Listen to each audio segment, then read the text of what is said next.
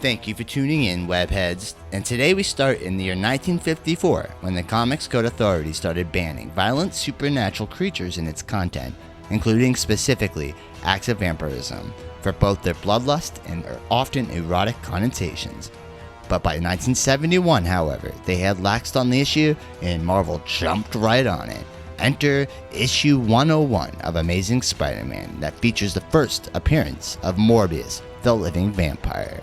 This issue will see Stan leave for 4 issues, while Roy Thomas fills in and then return for 6 issues before turning things over permanently to Jerry Conway.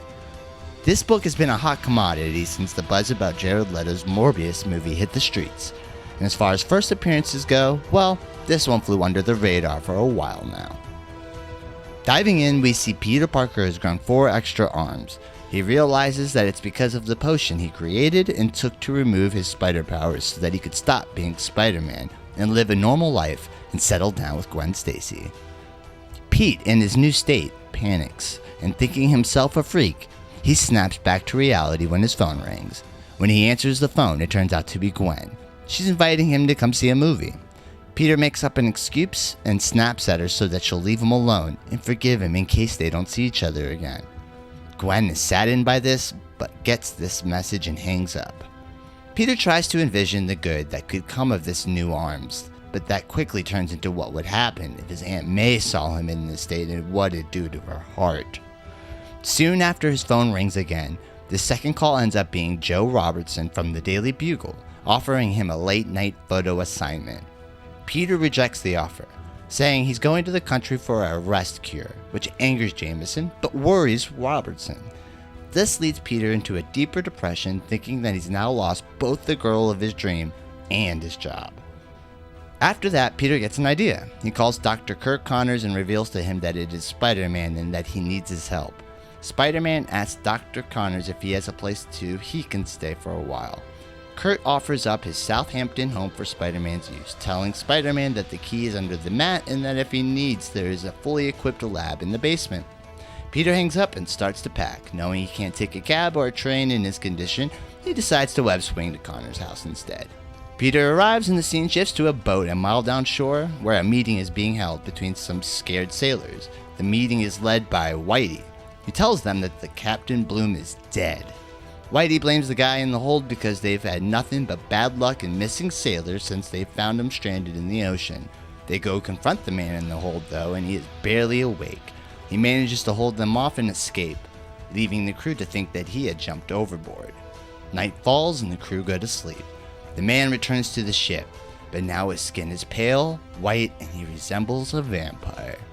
The man thinks to himself that night is his time and he thirsts, and he slaughters the crew and drains their blood before dawn. When dawn returns, so does the man's rationalism and conscience. He is overwhelmed by guilt and leaps into the sea in an attempt at suicide. That attempt fails, and he soon washes ashore, walking along the beach only to find a familiar-looking Southampton beach house. He flies into a window on the upper floor and begins to sleep. Spider-Man, who is a few floors below him, is increasingly frustrated with his failed attempts at curing himself, leading him to smash a test tube which wakes up Morbius. Morbius spies on Spidey and recognizes his costume but can't place it.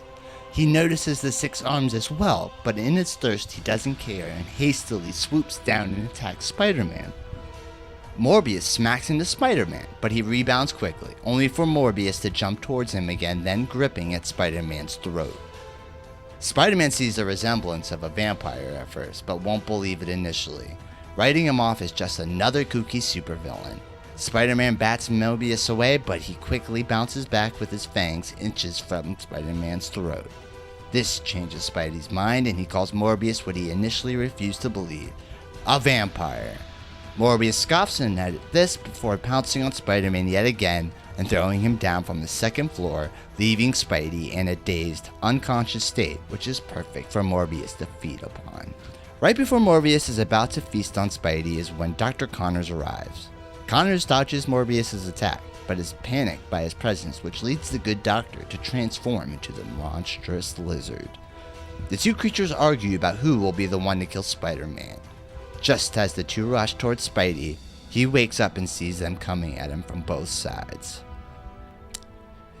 Well guys, this comic is a monster mash in the mighty Marvel manner, a cautionary tale of science gone wrong. I geeked out when I saw this storyline adapted on the Spider-Man animated series on Fox Kids. Morbius is an interesting character and certainly a left field choice for a solo feature film, and that made it worth taking a closer look. That is why it's my pick, and folks, it's been a comic book minute. Like, share, and comment, and subscribe, folks. And as usual, we'll see you on the next one.